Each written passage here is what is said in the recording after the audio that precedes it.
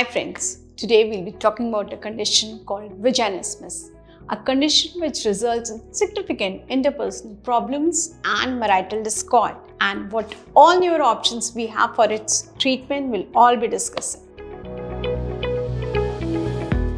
I'm Dr. Deepti Asthana, Senior Gynecologist in Fortis Hospital, Gurgaon and Director of Kalosa Clinic. I'm a trained cosmetic gynae surgeon and love treating these category of patients. Now stay connected till the end to gain all the knowledge revolving around this topic. You can also subscribe my channel Kalosa Gynae to have regular updates about female reproductive health. Now, from where did this vaginismus originate and what exactly it is?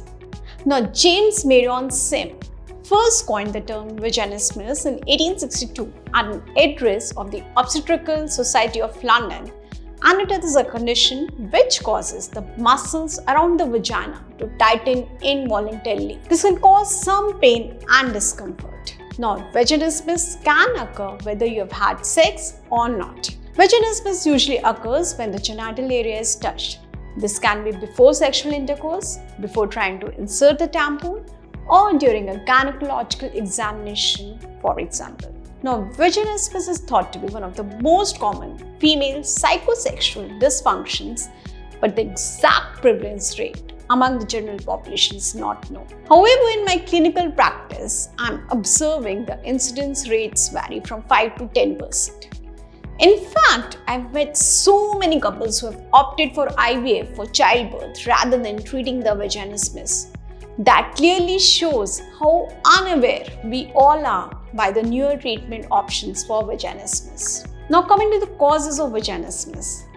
Now vaginismus could be a primary one where it has always been there, or a secondary one where it occurs after an event such as childbirth. Now there are several possible causes of vaginismus. These include physical and psychological factors such as trauma during childbirth, medical conditions like recurrent UTIs, yeast infections, chronic pain syndromes, endometriosis, or it could be rape, sexual abuse, or assault in the past, a painful examination in the past, an unpleasant sexual intercourse, or fear of penetration or fear of getting even pregnant. Now, how do you classify vaginismus? The Lemon scale was developed to aid in the diagnosis of vaginismus. It allows a doctor to assess and score the severity of a patient's reaction to a pelvic examination and communicate with other healthcare providers the severity of the disorder and also determine follow-up treatment options. Now, there are 5 degrees of severity. Now, first degree of vaginismus results in a spasm of the pelvic floor. The patient can be reassured here and can subsequently relax, allowing the physician to complete the examination.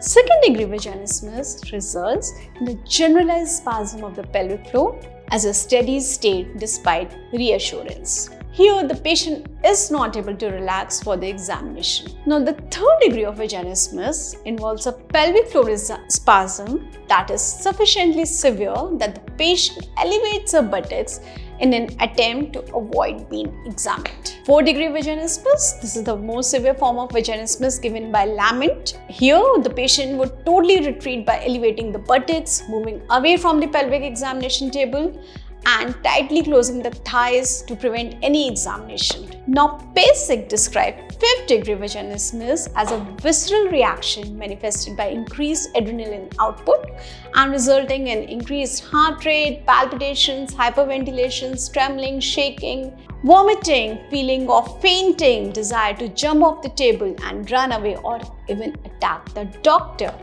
Now, these patients usually refuse any kind of examination. Now, coming to the important part, how is vaginismus treated? Now, there are a range of treatment options for vaginismus. Your doctor will usually try to rule out any underlying physical conditions that may contribute to vaginismus. Then comes the role of counseling and therapies to relax the pelvic floor, if it is a mild one. Now, counseling can help you better understand your body. It also helps to work through any psychological issues and helps you to feel more relaxed. Now, for some women, pelvic floor exercises may help. This treatment usually involves learning how to identify and relax your pelvic floor muscles using trigger point massage and vaginal trainers or dilators. Now coming to self-care, a number of self-care techniques can help treat milder forms of vaginismus. You should know your body and you should take out time to yourself to explore your body and what feels good for you. Now you may want to insert a lubricated tampon. Use the same method but be calm and relaxed before inserting anything. Now when you reach a stage where you want to try sexual intercourse, take things slowly and don't rush anything. Now coming to Botox for vaginismus treatment. By now, most people are familiar with Botox being used to smoothen our fine lines and wrinkles on the face and reverse signs of aging. But did you know that botulinum toxin can be used to treat vaginismus also? Now doctors are using Botox to paralyze the muscles that contract in vaginismus with promising results. Now this treatment is usually carried out under local or general anesthesia depending on the grade of vaginismus. For some patients, general anesthesia is the best option because the condition would make it difficult to inject the local anesthesia that is needed. Either way, the procedure is usually an outpatient procedure. Now coming to recovery, generally speaking, it takes patients 4 to 5 days to recover from the procedure and the full effects of Botox are realized around 1 week post-op. Now in some cases, the injection alone will not be enough to allow for painless penetration. Here, we also use dilators and therapy in order to address the emotional issues that of course can't be treated with the procedure alone.